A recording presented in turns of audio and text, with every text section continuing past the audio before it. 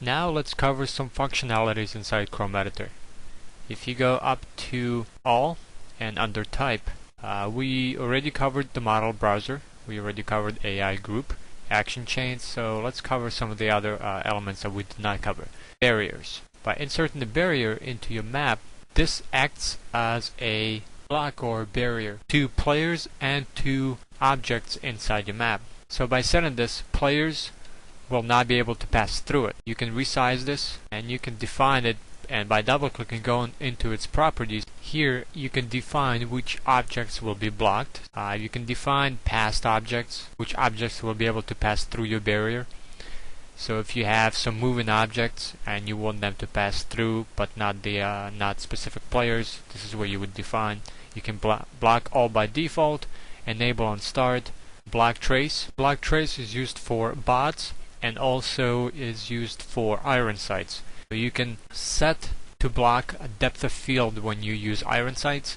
Ramp, this is where you would use and set up your barrier as a ramp. So if you have custom objects that you brought in and then need to be used as a ramp, you would use this and position it to be used as a ramp. And also going under here and click on display advanced attributes, you get a few other values, and one of them is do not collide with ragdolls. So you're able to block the dead bodies, the ragdolls. When you kill the player, they become ragdolls. So here you are able to block the ragdolls or unblock them. So barriers are a great way to block off your map where you don't want the other players to navigate to outside and ruin your world. Another thing, you can change the class of the barrier to AI Viz, and what that does, it enables you to block AI sight. So if I position this right in the sight of AI, he won't be able to see us when we actually leave. So this will act as AI blocker, and he won't be able to see us. Now let's talk about using dynamic lights. Go into type and use dynamic lights and place it right inside your map. This is a light you're able to use outside of the environment light that you have set up in your map, and going under properties and clicking on dynamic lights. Here under type, only stick with OmniLight, the rest of the lights are not supported. Under intensity, you're able to switch the intensity. So by typing the number in here, 3, and then clicking on apply, the intensity of the light will change. You can change the color of your light. You can scale and make the light affect a larger area by scaling your object.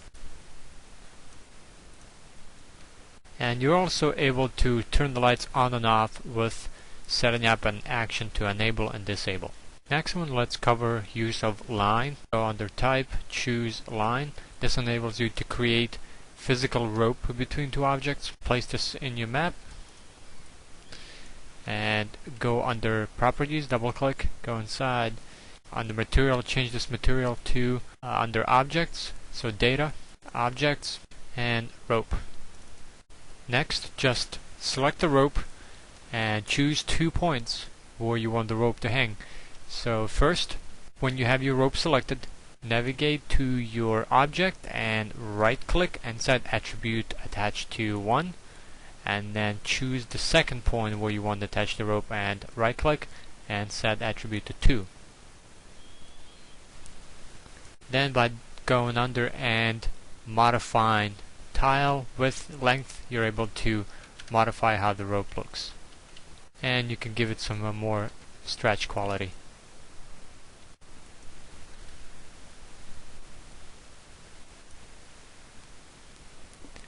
Under equality, you're able to give the rope low, normal, high, or very high, and this just is the amount of polygons. So if you choose on very high, it'll be a lot more polygons than it is in very low. Another important property for your rope is when you snap the end of the ropes to the objects, they get snapped to pivot points. If you want to control more where they get snapped, so let me input. So by inserting a log in here, you can see that the pivot point is on the bottom. So if I select my rope, and if I want to snap it, it's going to go to the bottom. So in order for me to have the rope properly show up, I need to make sure that the pivot point is at its proper location. And by moving the object, the rope will move along with it. Now let's talk about use of effects in your map. Go under All tab, go to Selections and Effect Selections. These are some of the selections that you can use right away in your map. Select one, place it. And these are already pre-made and pre-selected for you. If you want a little bit more control and select more variety of effects in your map, go under Type and select Effects Emitter. Insert that into your map and go inside the properties. Double click. Under where it says Effects Name Prefix, this is where you would input the prefix name of the emitter. To find out where exactly the emitters are stored, go into your installation folder and you're gonna need WinRAR or WinZip to unzip a data0.pack file. Just navigate into your Code 2 installation folder and open up the first data0 pack with WinRAR or WinZip. Under here, just go ahead, open it, and under FX, here you'll fire all the FX that you need, and only including the name and not anything that says emitter.fx or underscore particle effects. All you need is just the first name, and then underscore extension. You don't need any of that, and just copy and paste it into your FX. This is where you input, copy and paste the name or the prefix, the name of the emitter that you would like to use. So I'm using chimney, smoke, dark, and if you click on the B test and see what it looks like. Here's another one.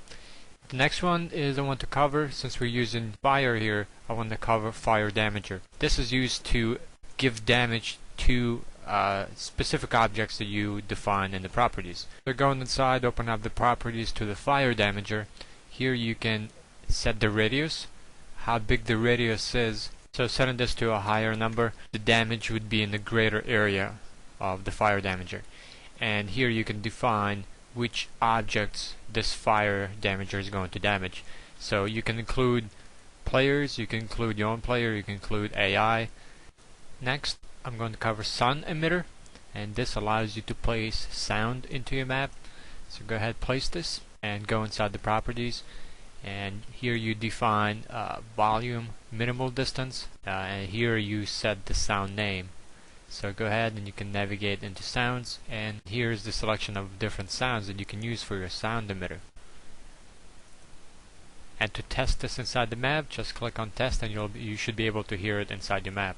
Here you can set the loop count, set it to 1, 2, see how many times you want it to loop. -1 that it loops forever. Next one is music. So inserting the music creates an attribute music, so we'll name this one, let's say we want to add an objective music. Add this and name it. Under music, this is where you navigate into the music folder and choose which music that you want to start up. Then you choose loops, how many times it will loop, and if you set your loop to -1, it will loop forever. Now that we have our music created, let's set this to our objective. So let's go find our trigger object. Let's use this on our bag. Go under the properties. On execute action, let's add another action. Select action music. Under music, browse and select your music property. So here we already have a few set. So select the one that we just created. So objective bag. And fade out time is how many seconds the music will fade out. So I'm going to set it to 3 and I'm going to set it to start. And right now our music is going to be playing forever, so you may want to change the loops on how many times it loops, and that's how you set up the music for your map. Another thing I want to show you is how to create an acoustic room. Under models, type in viz, and you want to insert your viz box. This is an invisible object that will be inside your map.